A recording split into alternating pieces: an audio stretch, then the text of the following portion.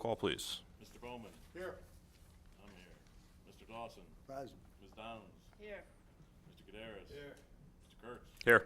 Mr. Natale. Here. Mr. Strollo. Mr. Selma. Mr. Affey. Here. Ms. Blake. Here. Mr. Hilsinger. Here. We have four.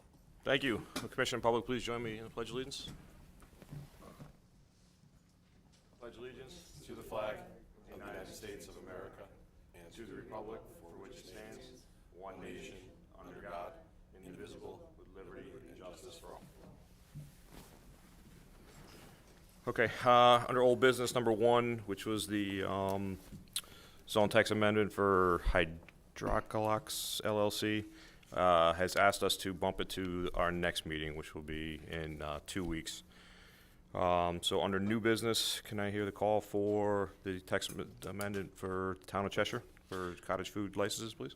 Petition for a zone text amendment on behalf of the Town of Cheshire. Applicant is requesting to add section 30 permitted uses, 18D cottage food licenses. Thank you. So as everyone remembers, this was just something we thought that could be handled in-house. We didn't need to have public hearings and make somebody come in. It's a pretty simple thing. We all have confidence that that Mike can take care of, Mr. Glidden can take care of it. Do you have anything to add to that before I go to the public? Okay. Anyone in the public wishing to speak on this? No? Okay. With that, I'll close the public hearing. Thanks. And I'm going to give it to Mr. Natale and recuse myself from number 2. Case number 2, we have the application for a subdivision for Blackberry Woods LLC. Do we have a call? Application for a Who's ever in charge, I will be recusing myself from this application.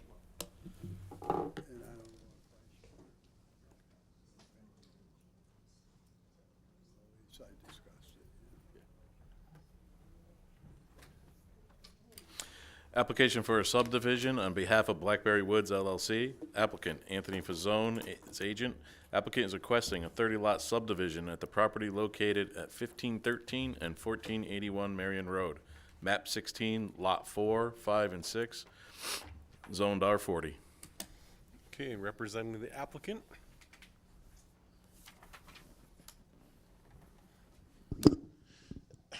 Good evening. For the record, my name is Ryan McAvoy. I'm a licensed professional engineer with SLR here on behalf of the applicant. And if anyone is here for this application, I would suggest that maybe you move up to the front so that way the boards, if you're looking to see them, can be viewed by the commission and interested members. With that, this application is for a 30-lot residential subdivision called Blackberry Woods. The property is owned by Blackberry Woods LLC. And this parcel, or group of parcels, is located along the west side of Marion Road. It is some 92 acres in size in the R40 zone. And the parcels that make up this lot today have 3 distinct identifications. One is 1513 Marion Road, one is 1481 Marion Road, one is Assessor's Lot 16-4 without an address. This map in front of you represents the totality of the 3 lots highlighted in yellow. So again, these are all properties owned by the applicant, so I'm going to refer to them collectively as one parcel for the purposes of this application. So the properties are irregular in shape. There are some notched out portions of residential land located in the northeast corner of the property, north being up. A notched out residential property located in the eastern central portion of the site along Marion Road. Marion Road located north to south on the right side of the sheet or on the east side of the property. I-84 being a significant border to the property on the western side. The old Risco Farm located to the north. Balsam Place, which is a residential subdivision that I believe is called McKinley Estates. That was approved by this commission some 3 years ago. That's been fully constructed. It does not appear in this aerial. And there are residential properties located in the R40 zone to the east of the property. So the site is largely wooded today, as you can see from this image.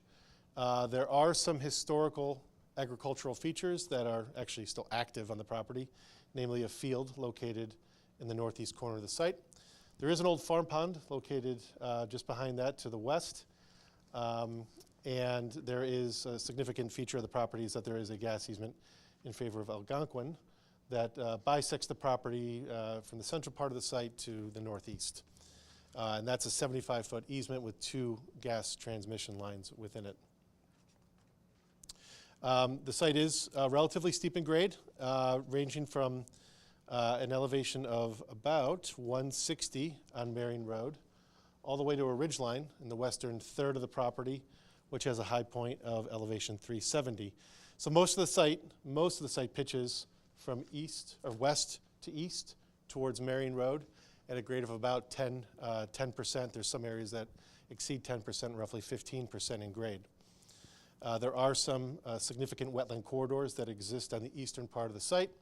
As the site does drain from west to east, you do pick up some intermittent stream courses and perennial stream courses on the east side of the site that drain across Marion Road via existing culverts on the, within the street itself.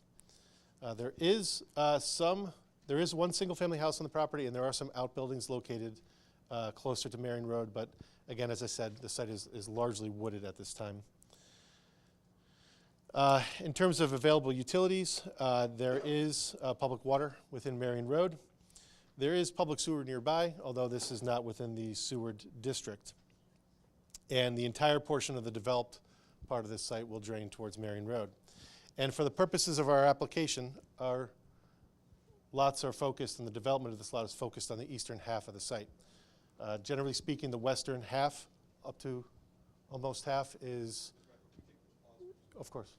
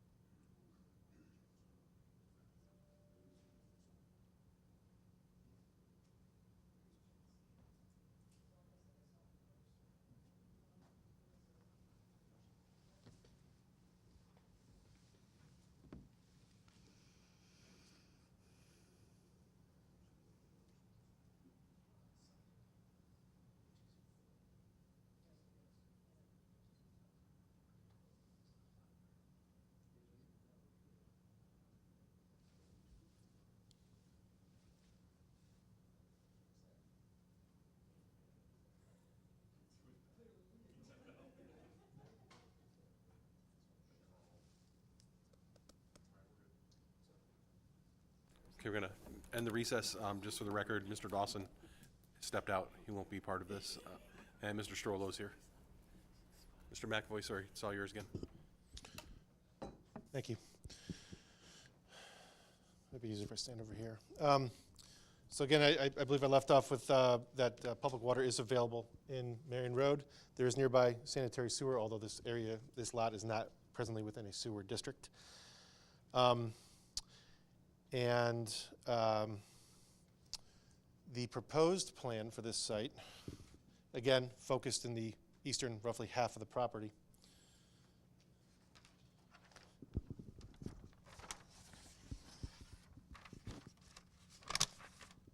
Is for a 30-lot residential subdivision, all lots conforming to the underlying standards of the R40 zone. These lots will almost exclusively be accessed via two new roads. The first of which I'll call the Southern Road, located roughly in the bottom part of your sheet, will extend from the southwest or southeast corner of the property through the site across the gas easement, which is this sort of cleared area in here, and then traversing the slope coming up at about 10% grade, terminating in a cul-de-sac. That road is some 2,400 feet in length, and as you probably are aware, per your regulations, the maximum length of a cul-de-sac in town is, I believe, 1,700 feet in the R40 zone. So we are also providing a connecting road in the north east corner of the site that will again cross a wetland corridor, cross the gas easement, loop back around, and connect to the southerly road. This road will be some 1,100 feet in length, so we have roughly 3,500 feet of road in total. And we did place these road intersections in locations that are both provide for adequate sight distance from the proposed road and also provide for the required separation from intersection per your regulations. One item to note is that we do have one lot which is located in the far southeast corner of the property, which will take access off of Marion Road directly and will not have driveway access on any of the new roads. So these lots are all going to be served by subsurface sewage disposal systems or septic systems. We have had this plan reviewed by Chesprocott Health District, and they have provided a letter confirming that these lots are suitable for septic systems. And in terms of public water, we do propose a water line extending up roughly through about 3/4 of the site. The water line will terminate roughly at elevation 337 as it comes up through both roads, terminating at a hydrant roughly about 500 feet from the end of the cul-de-sac. And the uppermost 6 lots at the far end of the cul-de-sac are being proposed to be served by private wells, excuse me. So the reason why we're proposing this hybrid condition is because, as I mentioned earlier, the slope of this property comes up from elevation 170 at Marion Road up to almost 400 feet in the rear of the property. So we've reviewed this with Regional Water Authority, and the available pressure of the water line, which is a 16-inch water main in Marion Road, can deliver suitable amounts of water for the residents and for firefighting purposes for hydrants to elevation 337, again, roughly 3/4 of the way up the road. They have expressed their consent to a well exception for the uppermost 6 lots. Similarly, we've reviewed that request with Chesprocott Health District. They've also provided their consent to a well exception for those uppermost 6 lots. And as part of this application procedure, because of the requirements in the subdivision regulations, that will also require a waiver from this commission. Now, when it comes to waivers, hardships are something that have to be considered. In this particular case, with the constraints that the Regional Water Authority system has, in order to provide water service up to the end of the cul-de-sac, one of 2 things will be required. One, a booster pump station, which is a significant, obviously significant cost, but it's also a significant maintenance concern. Or a 1.5-mile connection from Waterbury Road down to Marion Road from a larger source of water to a higher pressure zone to a lower pressure zone. Either one of those are substantial improvements outside of the typical normal procedures for serving subdivisions. And given the topography of the lot, given the uniqueness of the depth of the lot, and the remoteness from the interior of the property to Marion Road, that it's the applicant's belief and ours and RWA's and Chesprocott's that in this particular case, serving those rearmost lots by well would be appropriate given the constraints of the water system. In order to provide enhanced safety considerations for those last 6 lots, we are going to sprinkler them. The applicant has been in discussions with Chief Kasner about that. So, as I mentioned before, the last hydrant is 500 feet or just under 500 feet from the cul-de-sac. So all lots, whether they're on well or whether they're on public water, will be within 1,000 feet of a hydrant. And it's really just the last 6 that are subject to those limitations. In terms of other utilities, again, because stormwater follows gravity, we are collecting the runoff from the roads and lots and conveying them down towards Marion Road. We have 2 stormwater basins, one located on the smaller of the 2 road, and a much larger, more substantial stormwater basin located along Marion Road.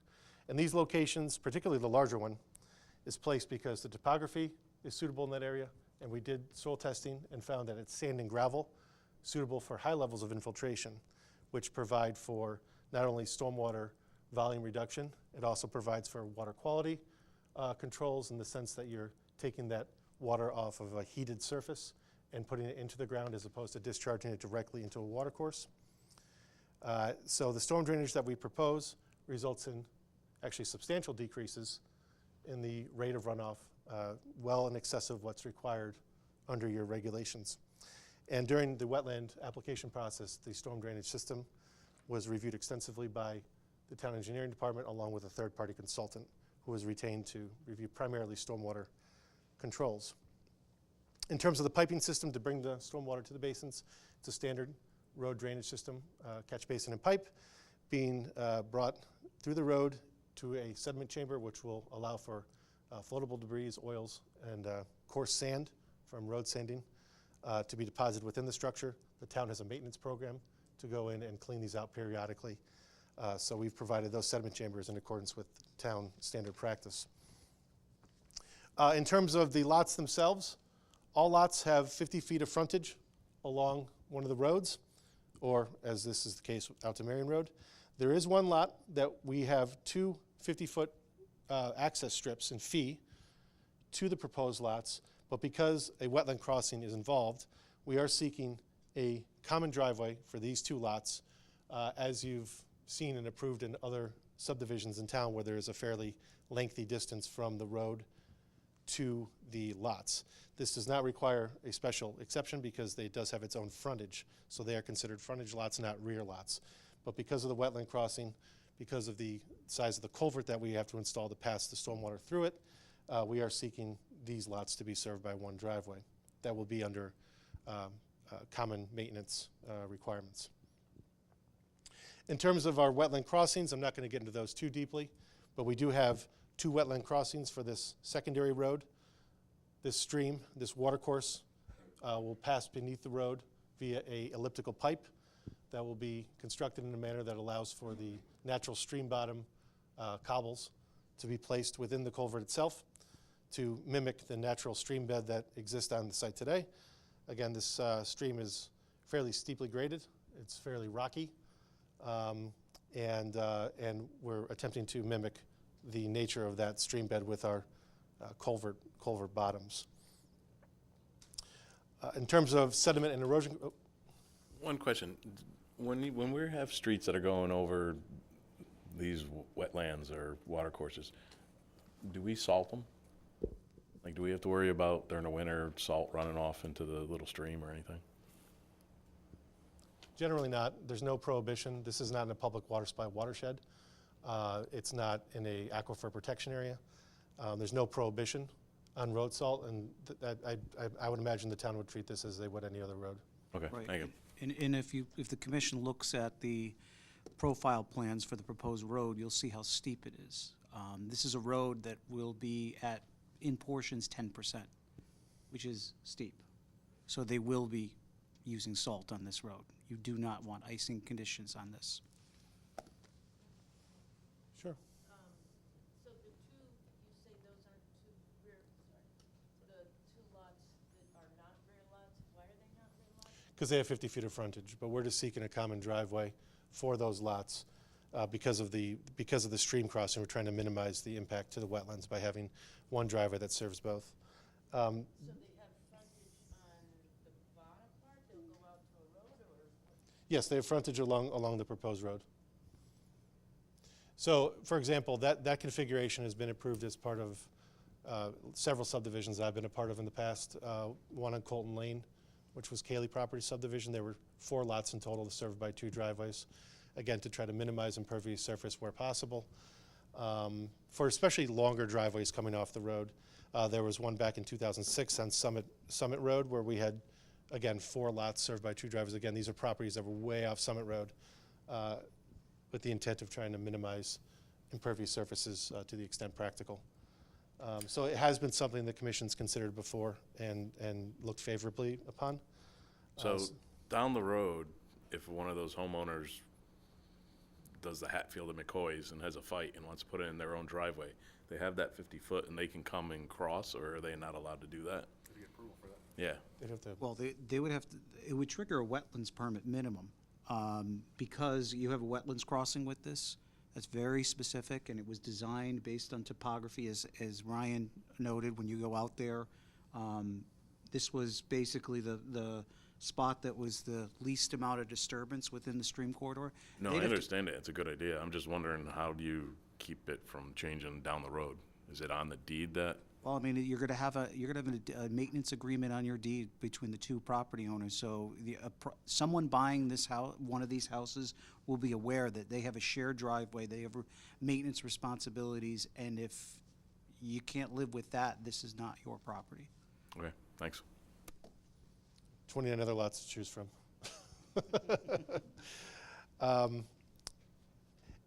In terms of, I'm bouncing around a little bit here, I apologize, but we have reviewed our road crossings, utility crossings with Enbridge, which is the company that is responsible for maintenance and review of the Algonquin gas transmission line. And they have provided correspondence, I believe you have it, Mike, saying that they've reviewed our crossings and find them acceptable. Of course, during construction, they're going to be very interested in how those are being constructed, and they'll probably have a representative on site full-time for when those crossings are and utility connections are being made. In some cases, both under the gas lines, generally over the gas lines. And lastly, I'll just go through, I can go in more detail on sightlines if you'd like. There are some bookkeeping items still that are required for this application before I would imagine this hearing is closed. Namely, Wetlands has closed their public hearing. They have not rendered a decision yet. So I do fully expect that this be continued to remain open until then. So in terms of sidewalks, you did receive a letter from your town engineer regarding sidewalks on this property. And what we're seeking for this is a partial waiver. A partial waiver that would allow for sidewalks to be on one side. For the long road, it would be on the south side. For the shorter road, it would also be on the south side. And the reason why we're seeking a partial waiver, one, is in part because Mr. Clement, the town engineer, is generally not in favor of sidewalks on roads such as we're proposing that are relatively steep in grade. The town regulations allow for a road to be up to 10%, and a large portion of the tail end of our road coming up past the gas easement and around that curve will be at 10%. So Merrick's concern, or Mr. Clement's concern, is in regards to the steepness of the sidewalk. But we think it's important to propose sidewalks, at least in part, on this development because of the proximity to the new school that's under construction a little bit further to the south and east. Ryan, I just want to interrupt you. It's not the town engineer, it's his concern, but this is a sidewalk that does not meet ADA requirements, design standards for ADA. That's why the town engineer is saying he does not want to see sidewalks in this at all. Where are the 'Cause- sidewalks coming from? Who wants to put them in? I know there were some statements by Solon, our superintendent, online, and I don't see anything written from him.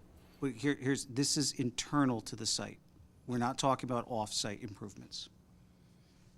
So I just want to correct that No, statement. I'm just wondering if this has anything to do with bus routes. They don't want buses going up there, because I know we have some bus issues in town right now. So the main concern is that these, as Ryan said, you have portions of this proposed road that's at 10%.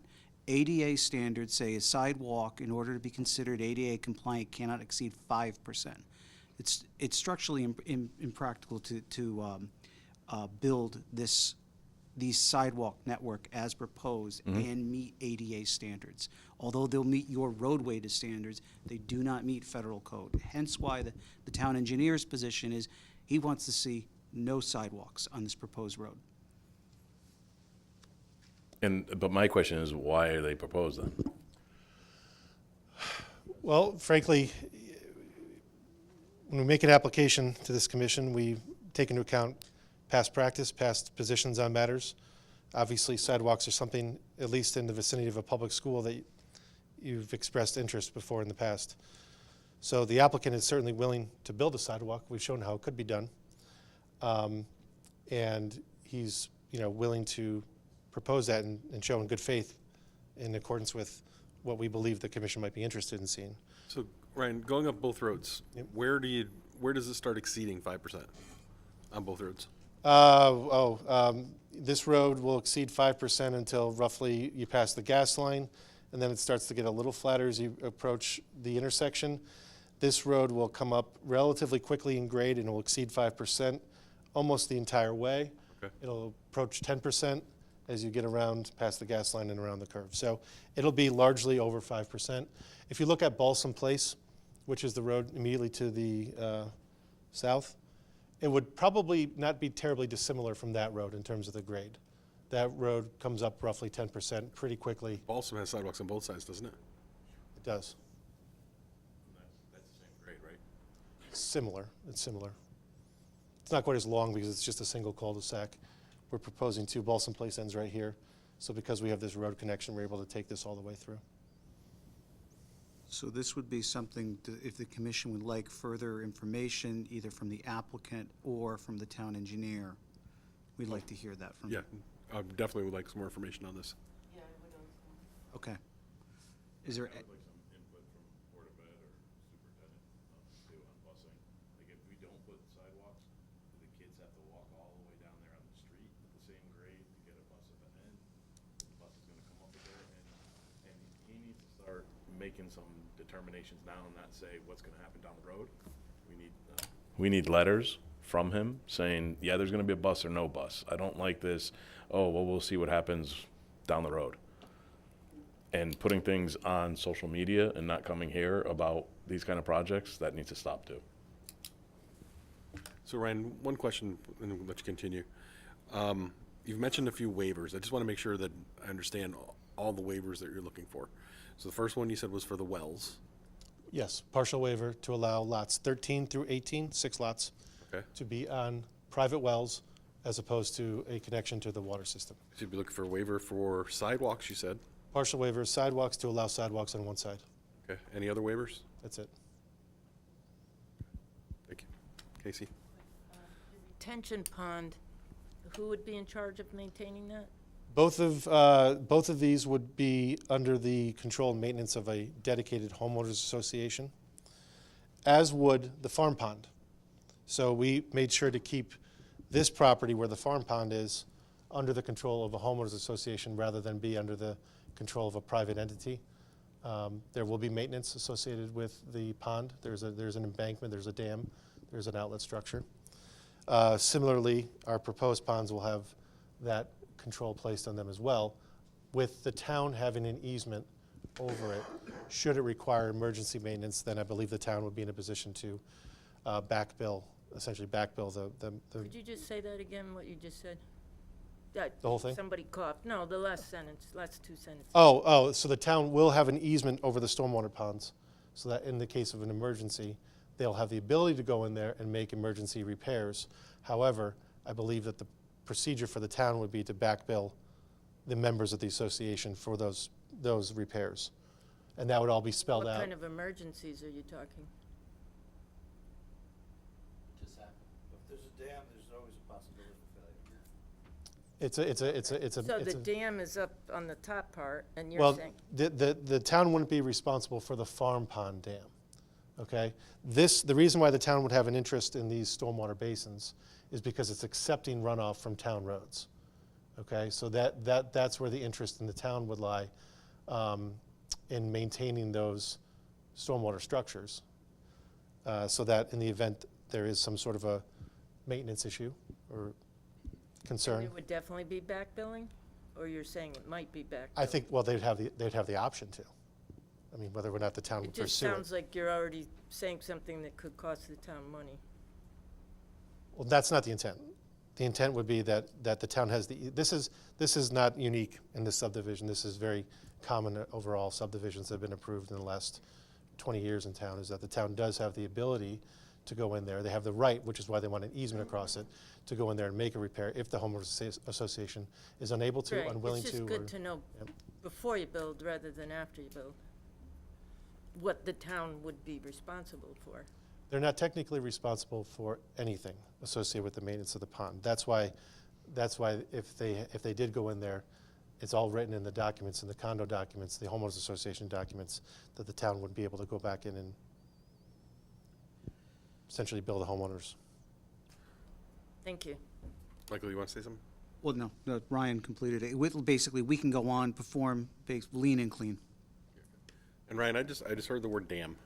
Is there a dam on this property? There's an impoundment, there's an embankment for this farm pond. It's not a registered dam, no. Okay, thank you. Clearing of the lots. I know there's a couple families I talked to that are worried about light coming through. Are you clearing right up to the edges? I see a lot of trees there on there, but what's the space between the houses that are below that? Because they're not on any of your plans where the current houses on Balsam are, on what I have. Are we keeping enough forestry in there for them? It would probably, well, there'd be little reason, particularly on the ones by Balsam, to clear beyond what we show, because first of all, it would require going back in front of the Wetlands Commission because we're up against review areas.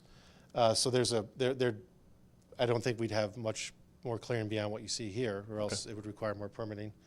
Similarly, the lots on the back side of Balsam have the gas easement between them and several hundred feet between the lots that'll be a little bit up gradient.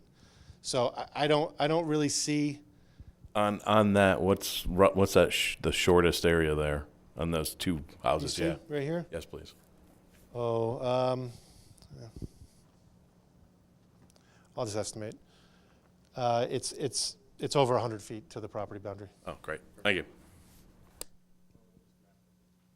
What's that? Why don't we let you continue, hold the questions for a little bit? Perhaps the most, one of the more interesting or significant elements of what we're proposing is the preservation of land, the rear 41 plus acres of land on the western part of the site. That is being preserved in a conservation, as conservation land. That was something that was discussed at length with the Wetlands Commission, because there are sensitive wetlands as you go further into the property.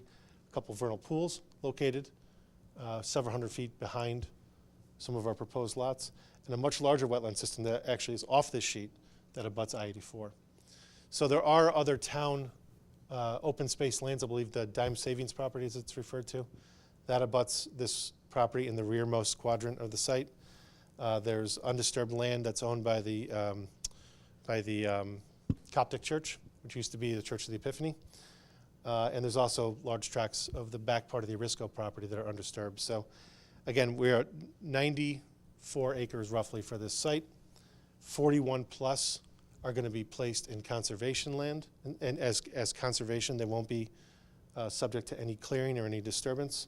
And of course, beyond that, there's certain portions of the lots that will not be disturbed just by virtue of their topographic limitations, wetlands, and things like that. So for a property this size, we're trying to, we're not trying to develop the whole thing. Who gets the conservation? What is it, deeded to somebody, or how does that work? Well, right now we Deeded to, show like it. land trust or something? We show it as conservation land on the properties themselves. I'm going to defer to legal counsel as to how the mechanism would be, as to how they're going to be put in conservation, whether it's in favor of the town, whether it's in favor of a homeowners association. Is there like whether it's- the lots in the back, like it looks like the line goes all the way up for Yeah. one lot? And I mean, is it just conservation per deed? Or Yes. is it conservation like in the homeowners association where they have that? It'll be, right now we have it shown as being owned by the individual lots, but the disposition of that land has not yet been completely vetted out. But the point is at this time is that 41 over almost half of the site is going to be permanently preserved. Because what stops the homeowner from, if it's their land, I mean, them building a, you know, barn, ice rink, or entertainment center? You know, who know, I mean, it's like, you know, it's like, yeah, The language. Purdue chicken plant. The language of the conservation easement, if it's a conservation easement over property that is privately owned, it will say what they can and cannot do. And if someone were to have some grand scheme where they want to go back there, one, they'd have to come back through a permitting process, most likely with the Wetlands Commission, in order to get a permit to Where go that back is, there. nobody's gonna ever see them, what they're doing up there. I mean, that's like in the middle of nowhere. Nobody's ever gonna see what they're doing. Well, their neighbors will. Yeah, I know, but still, I mean, that's like It- that it- last lot that goes back, that's like 20 acres or 15 acres of land, isn't the, what's the last lot in the cul-de-sac? How big is that lot? How big is the lot? Yeah, that's a pretty big Oh, lot. It's a big lot. It's a big lot, Like how many Does it- acres? perhaps. Hold on, I can get that number if you want. For the record, Anthony Fazzone, representing the applicant.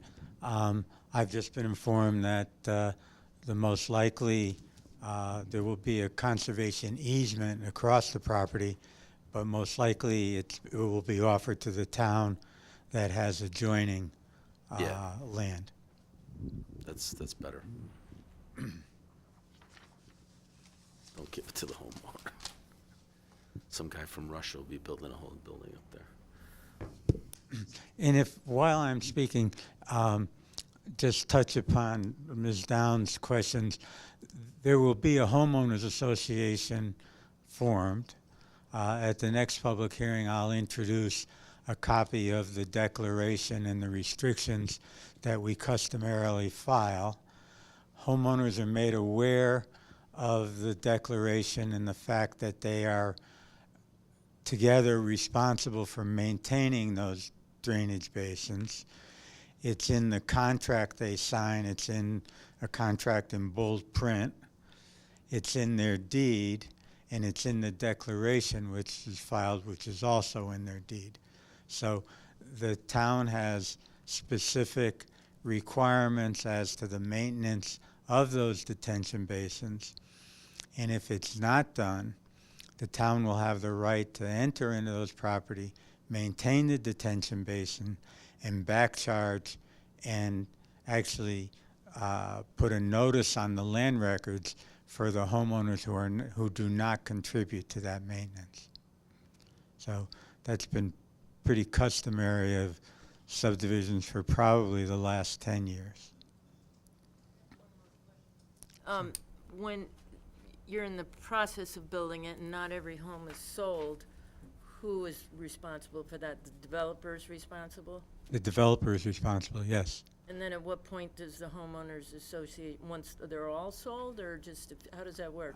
We try to get them involved before they're all sold, but generally when they are all sold. And historically, the subdivisions have moved along pretty quickly, and it's worked out that way. Thank you.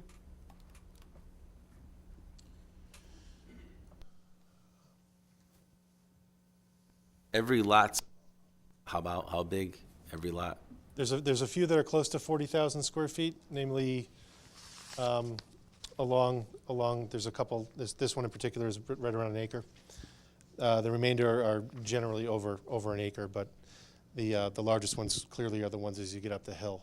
Yeah, So but down and below, it's all R40? acre to an acre and a half, roughly.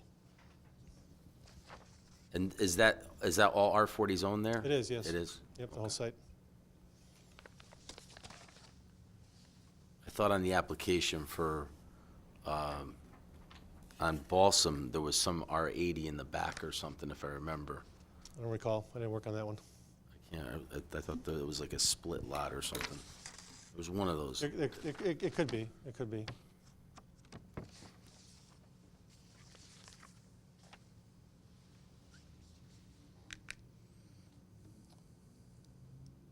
So at this point, I think in light of the fact that this is going to remain open. I think if there's any other questions of the commission, I'd be happy to answer them, or perhaps if the public wants to speak.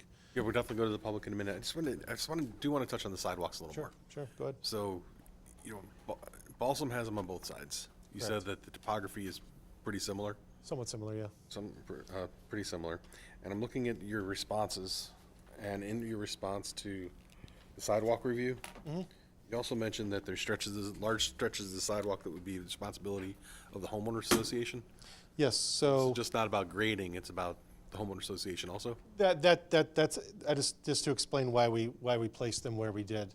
So the south side of the road is going to be entirely in individual lot ownership. So maintenance of the sidewalks, of course, is the responsibility of the individual lot owners. We do have significant portions of the road on the north and the west side of the smaller road that'll be owned by the homeowners association. That, we thought it was important to not have that on association So you're responsibility. proposing to put them on the south and the east sides of the respective streets? So yeah, that's why we put them on the south, and yeah, essentially the south sides. So that was our logic. Also,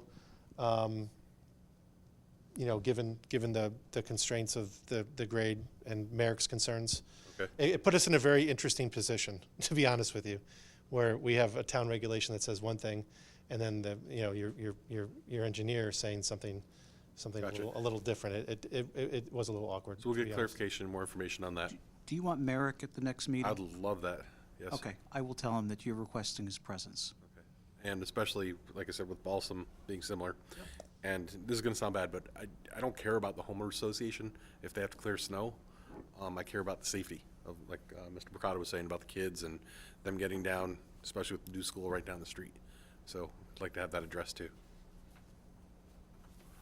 Anybody else before we go to the public? It might be more for Mike. Lighting, is that done by the town or is it done by the developer? Who takes care of street lamps? The developer has to, the developer has to install streetlights in accordance with town ordinance. But once the town takes over the road, the responsibility of the streetlights falls on the town. So is this gonna match like the street lamps that the town put all in, or do you do something nicer for this development? How does, We typically follow the town standard in your regulations, which is a Cobra overhead light.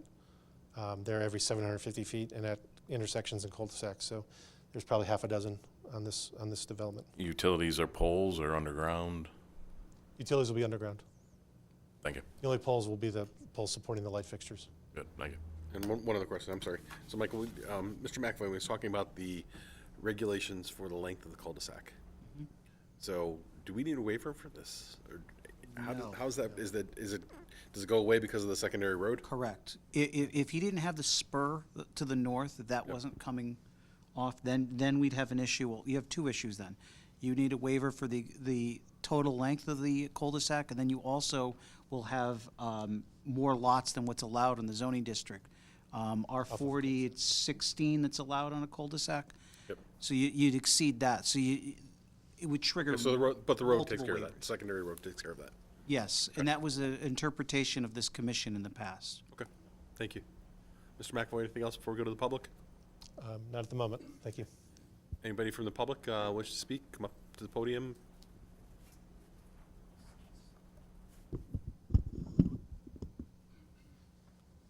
And please state your name and address for the record. And as Mr. McAvoy said, this will be held open, so there will be another opportunity for you to speak at the next meeting also. Would it be better to wait? No, go ahead, please. John Marinholtz, 1553 Marion Road. Good evening, members of the Planning and Zoning Commission, and thank you for the opportunity to speak. My first part, I guess you kind of took the wind out of my sails with the amount of houses and length of the road, with the loop that's proposed. However, that I guess is still in wetlands approval, pending that.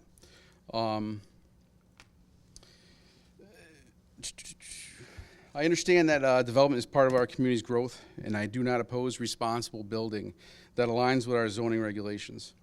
However, I am concerned about the impact, granting any exceptions that may be. It sounds like there's sidewalk issues and grade issues here. My wife and I moved to this town 17 years ago to raise our family, In a town that wasn't overdeveloped, Cheshire had a strong-rooted community with many local farms and well-known education system. I've seen vacant land and even local farmland being developed in fear that Cheshire is losing what drew my family here. We'll be losing part of a field that Arisco has been cropping since I've been there with that loop road. Existing zoning laws are in place for a reason. They reflect careful consideration of the community's capacity to support development while maintaining the quality of life for its residents.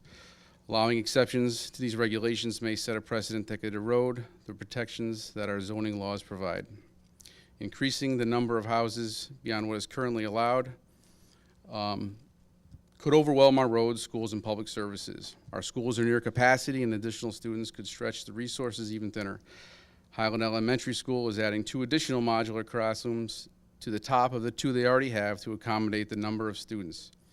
A recent news article regarding this development and even cited concerns that Superintendent Solon had with this proposal, as Cheshire Public Schools enrollment has surged in recent years.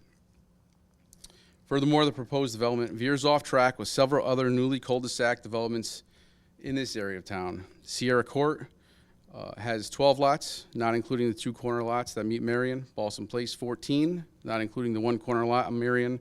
And Strollo Court at 15, not including the 2 corner lots that it meets Jarvis. By approving the 30 lots, I feel this would not confirm the character of the neighborhood.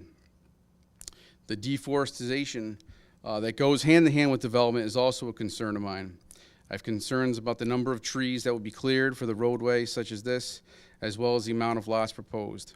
I have concern about with the removal of natural environment, underground water runoff may be an issue, as I have heard from other developments in the area with grades such as this. We continue to hear more and see more wildlife issues in the area. This past summer, one of our Cheshire residents suffered a bite from a bear. I can attest that this area is home to many different species, including bear, bobcat, deer, fox, coyote, migrating heron, and I recently had a bald eagle on the property that's adjacent to this. Continued excessive development only squeezes the natural environment of these species. In conclusion, while I understand that need for growth, it is essential that this growth be managed responsibly and in a way that aligns with the existing zoning laws. These regulations were created with the community's best interests in mind, and I urge the Commission to consider the broader implications of granting any exceptions. Let's ensure that our community grows in a way that is sustainable, thoughtful, and preserves the quality of life for all residents. Thank you. Anyone else from the public? No? Okay. Mr. McAvoy, anything else? Okay. We're going to hold this public hearing open Yep. to the, what's the next date? It's in 2 weeks, 2 weeks from today. So that would be the I think what today is? 23rd. 23rd? Okay. Beat me to it. Michael, anything else? Yeah, so I want to just follow up. So you're going to want Merrick here to discuss the sidewalks. You want something from the Board of Ed regarding bus routes. You want, you are waiting on both fire and police for written comments. I met with fire today. You should have something at your next meeting from them. Although they've been meeting with the applicant, what else do you need? Or there anything else you want from the applicant? Because I think in fairness to them, they should, if you have any other questions, we're going to be here in 2 weeks. Let's try to get this organized. And just along with, for me again, along with the sidewalks, if they're working on Balsam with similar topography, like Merrick to address that. Yep. Okay. And, identify have there been any issues on Balsam with the grade of the sidewalks. One other thing that I will ask, and Mr. McAvoy, you can answer this now or, at the next meeting. You mentioned when you go, I'm gonna say to the left, was that west, where the conservation easement is? Yeah. Okay. With topography there, with the runoff of the water, how does that affect the lots? There's actually,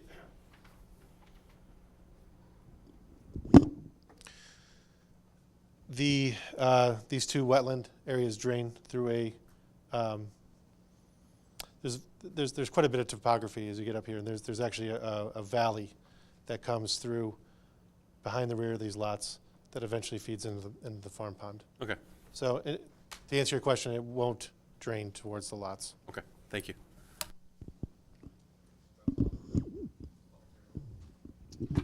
Thank you. Good night.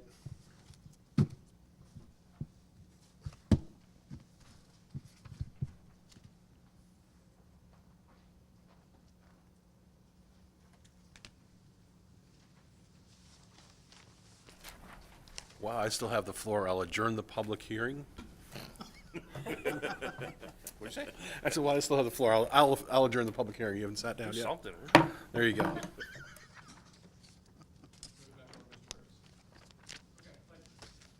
I'd like to call to order the Planning and Zoning regular meeting for Monday, September 9th, 2024. Can I get a motion to accept the minutes from the public hearing and the regular meeting from July 22nd, 2024? So moved. Second. Moved by Mr. Bowman, seconded by Mr. Kaderis. Discussions, comments, anything on the motion? Nope, we have 10 people here. We have 10, so I'm going to knock Mr. Hilsinger off. No comments, corrections, okay? All those in favor of the motion signify by saying aye. Aye. Anyone opposed? Anyone abstaining? Motion carries unanimously. Okay, any communications come before us? No, but just remember, we have a workshop Wednesday night, 7 PM. Yeah. Here, Plan on Conservation Development update. Down on 207, right? Okay. All right, Excuse me, Mr. Chairman. yes, Mr. I'd Bowman. like to request that for that meeting, that we have from the town charter exactly what each of the committees that are going to be there, or commissions, are actually due. Thank you. Can we get that emailed before the meeting starts? Don't bring it to the meeting. If we can get it emailed to us, that'd be better. I can try to get that for you for tomorrow. Tomorrow, right? Just anytime before the meeting would be Yep. good. Yeah, he does. Yeah, no. I'd rather have it beforehand, but, okay. All right, unfinished business number one, 869 West Main Street. Do we have a motion for that? And actually, before you read the motion, Mr. Hilsinger is not voting, so I believe the rest of us up here make nine members, so, go ahead. And, Mr. Chairman, just to remind the commission, you had this, there was a petition on this one, so you need a 2/3 vote for affirmative action.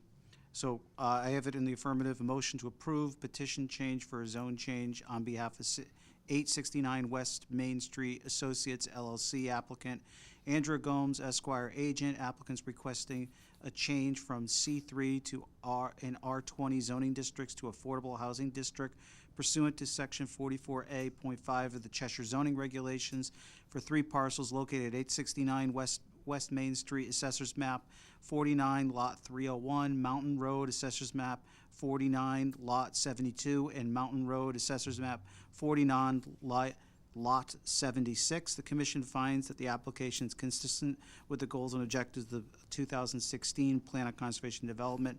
The effective date for the zone change is September 13th, 2024. Staff's wording. Move Mr. Talley, second by Mr. Kaderis. Mr. Chairman. Yes, I Mr. would Bowman. like to ask Mr. Helsinger to step off the dais, please. Yeah, John, you can't be up here, yeah. Sorry, I didn't pay attention to that.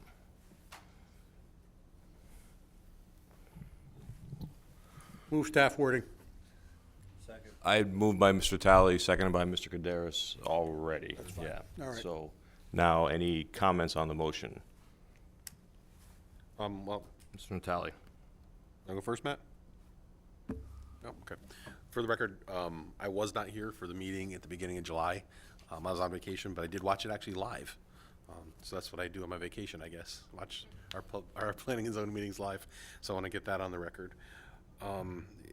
This application really concerns me, and it's all about public safety. We heard a lot from the public. I drive through there every day. I see what goes on personally. I don't feel that that area is safe. We heard a lot about traffic. We heard about a lot of other things, but for me, it comes down to the public safety. We heard from the I'm gonna say, let's see, the attorney for Quarry Village. I thought they gave a really excellent presentation when they highlighted the public safety issues for that area. And I really thought about that a lot. Also, you know, for the POCD, the applicant's attorney spoke nicely, I guess you could say, and how this development is supported by the POCD, but when it was brought up that the POCD also says to protect our commercial areas, she indicated it's more of a guide. So it can't be both ways. Either the POCD is good for everything or nothing. So it was kind of contradictory there. But I'm going to say on the record, I am not going to be voting for this because I feel there's serious public safety issues in the area. Thank you. Bricado, Bowman? I mirrored Jeff on safety. I spoke a lot about that. Even Ms. Gomes, in their closing statements, sort of said that, yeah, there's a safety problem there, and if the state of Connecticut would change the traffic lights, it'd make it a little safer. So she came right out and said there's safety issues there. And then with the plan of conservation, I don't feel that it matches that. That is the gateway to Cheshire. That's supposed to be mainly not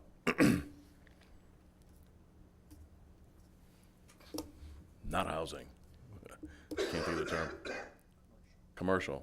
It should be subsidiary housing if you do have commercial there. So fitting with the plan of conservation, I don't feel, so I'll also be voting no for this.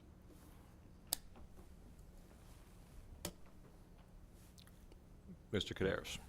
I will be voting yes for this. I don't think we have much of a choice based on our regulations. Specifically, the commercial aspect of it, where the housing regulations for affordable housing specifically limited it to a few areas in town, and that is one of the areas that we put in. It's not like that we're fighting an 820G application, because this is our own regulations. The commercial, and the fact that it's in a commercial regulation, according to our own regulations, isn't something that we can consider. Under all of the circumstances and our own regulations, I don't feel that we have any choice based on the mandatory language of our own regulations. And as for the safety aspect, there was no causal connection between the additional traffic that this will bring and an increase in dangerous activity, and the fact that they did make some changes to it seems to meet our regulations, and I will be voting for them because our regulations require it.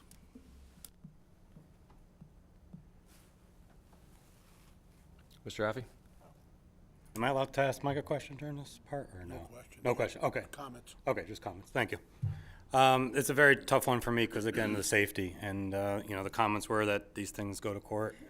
So I just, you know, being the new person here, it's tough. It was a good proposal, but yeah, there are safety. I live right near there. So it's really tough to understand how much of a safety it is. I've heard, you know, from the town,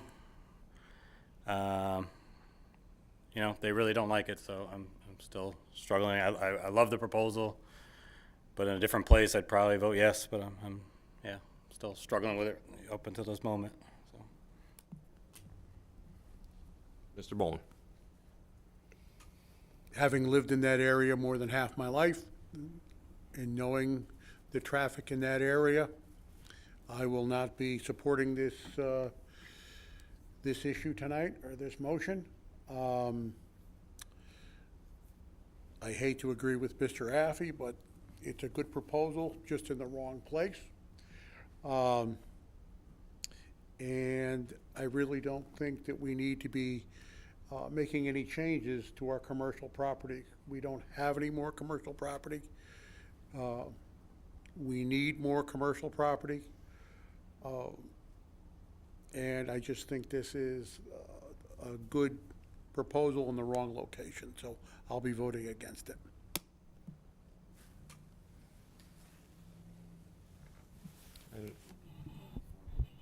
Anyone else? Ms. Blake? To echo what many of the members have said, I too will be voting against this. I think what I was struck by is we often are in a position where we've got the experts who come before us with data and algorithms and pie charts and graphs. But I think for me, hearing the public who lives that reality every day, there's got to be some sort of credence given to the feet on the street. And so when I heard the testimony from the public, the gentleman who came in and showed videos, for me, it's very clear that there are safety concerns. Again, these are folks who live this. This is their reality every day. And so I found that to be very powerful. And for those reasons, I will also be voting against this. Mr. Strollo. In over 20 years, I've been on the commission, and we've never, ever had the police chief comment on an application, ever. In 20 years. I mean, I've asked it when I was the chairman, could never get it to happen, and Chief Drife voiced concerns. And me being on that road, and my family was on that road for 75 years in business, and driving down that road, going from 84 back, the traffic between 84 and where we get into West Main Street and the village there, the traffic slows down there before where the railroad tracks used to be, but going by Mountain Road, traffic could speed up to 50 to 60 miles an hour, especially now that the road's split in front of Bellagio. It's very difficult to negotiate that. I know Mr. Rochford came in and had video of that, which is a day-to-day thing. All the wide load jobs that come through 68, come down through that area, those are concerns. I mean, to add something else on the corner with that much traffic and people in it concerns me. The driveways were moved, but it just never, to me, was right. I mean, it never was enough. And I mean, I've done plenty of accidents there in 40 years of my career of towing.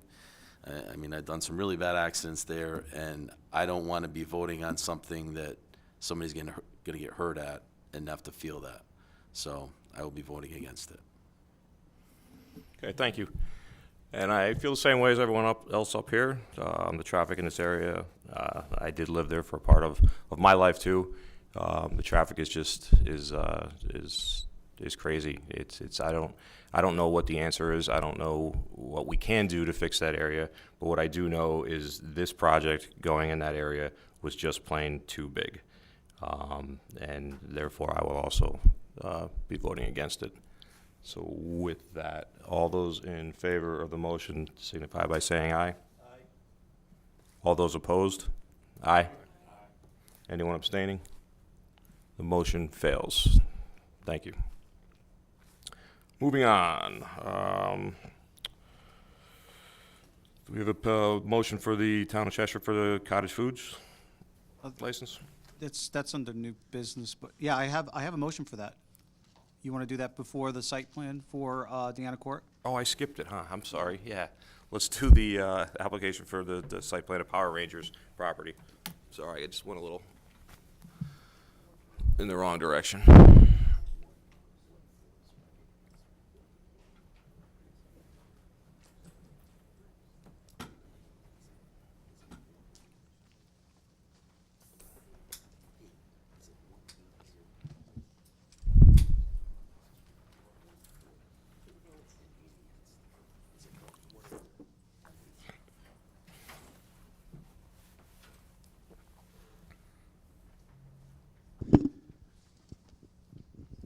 Good evening, Mr. Chairman and Commission members. For the record, my name is Stephen Judas with the Office of Coal Civil and Survey at 876 South Main Street.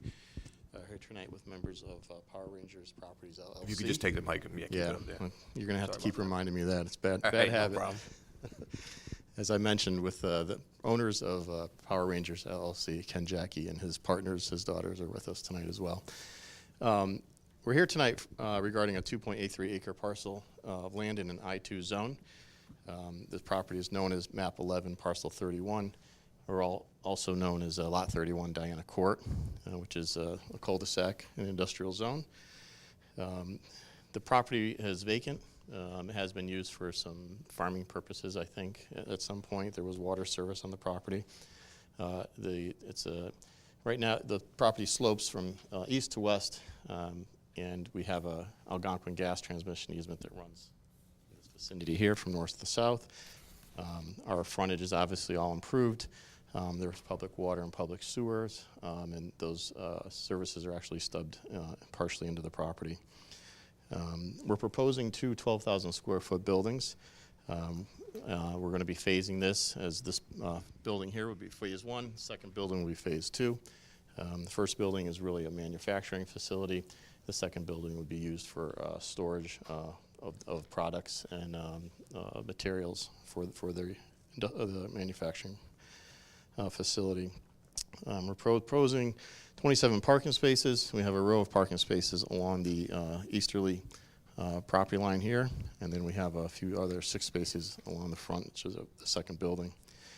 We have stormwater management provided by a series of just shallow detention areas. We have an area here, we have 2 small areas here, and then we have an area here to allow for infiltration to try to meet stormwater quality requirements for the state of Connecticut. And we have a pretty a decent landscaping plan proposed with landscaped islands as per your regulations require. Our plans include erosion sedimentation controls, and as I mentioned, we are phasing this into 2 phases. First building to the east, second building to the west.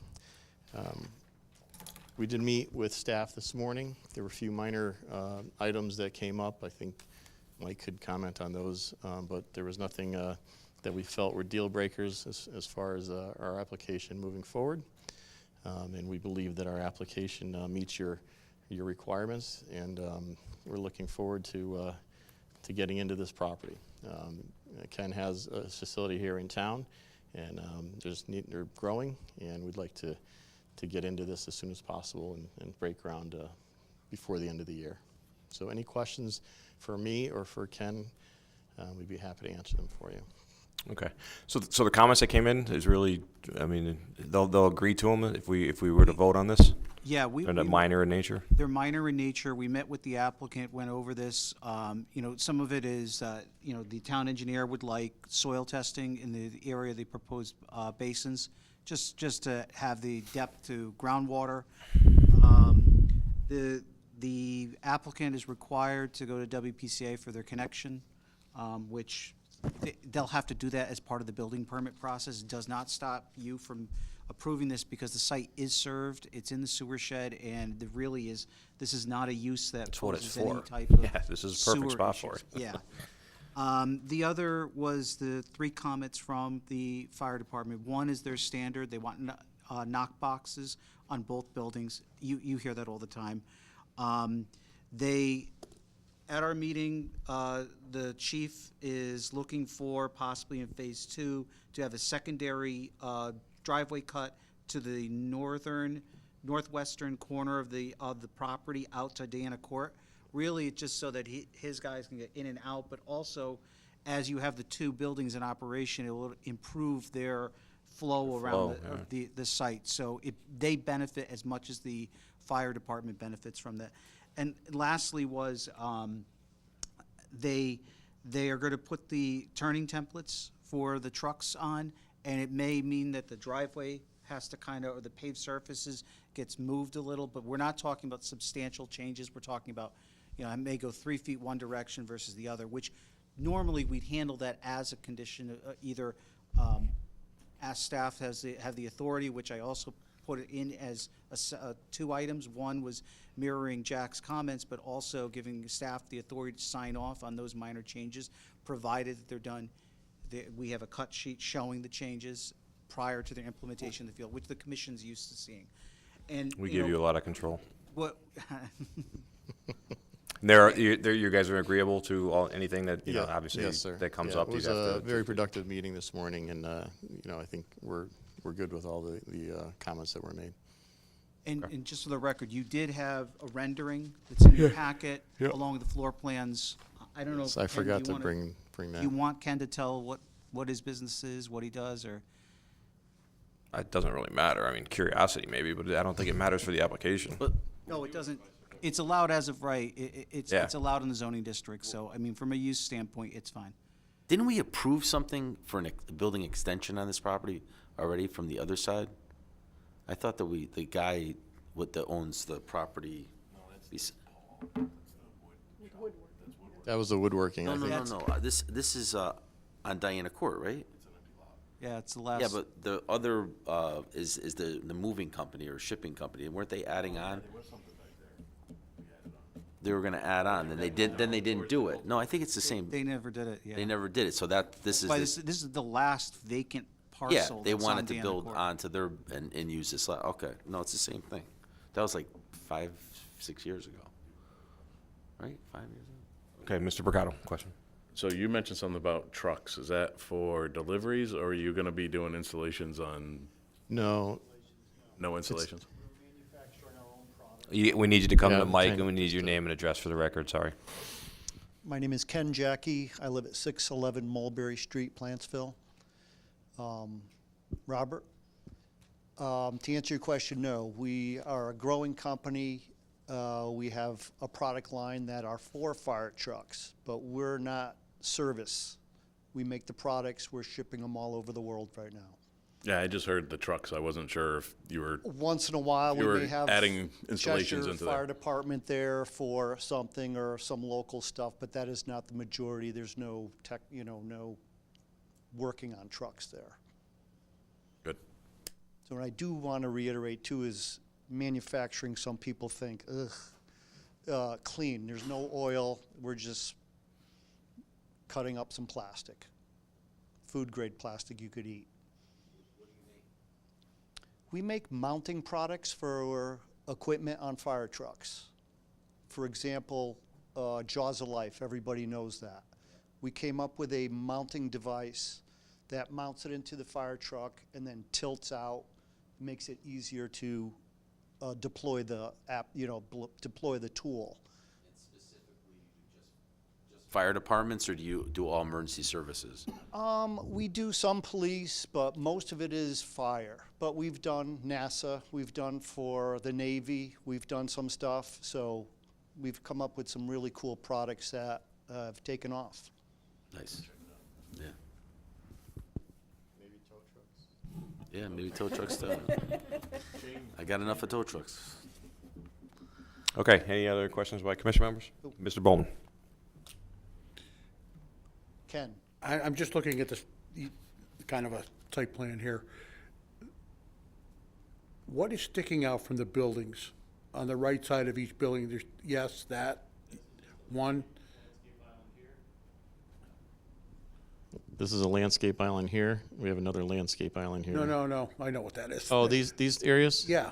Those are just cross-hatched, no parking areas, where the garage overhead doors are. There are no parking here, so there's not overhangs. I'm looking at the gas line easement.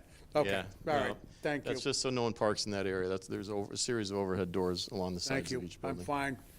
Thank you. Anyone else? Awesome. Oh, what color is the building? Tell me red. Tell me red. Are you gonna paint the building red? Is it gonna be? Is that the color? Yes. Way to go. Red is red. Stroller red. Stroller red, yeah.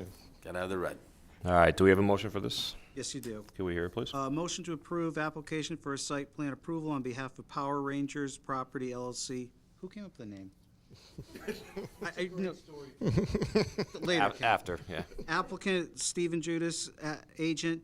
Applicant is requesting site plan approval per section 30, schedule A-63 for a machine shop at the property located at 0 Deanna Court, Assessors Map 11, Lot 31, Zone I-2. The commission finds, based on the presentation and documents provided, the applicant has demonstrated compliance with the Cheshire zoning regulations. The approval is based on plans titled Proposed Industrial Development prepared by Cole and Civil Survey with a revision date of August 15th, 2024. The approval is subject to the following conditions. 1, for issuance of a building permit, the following shall be addressed.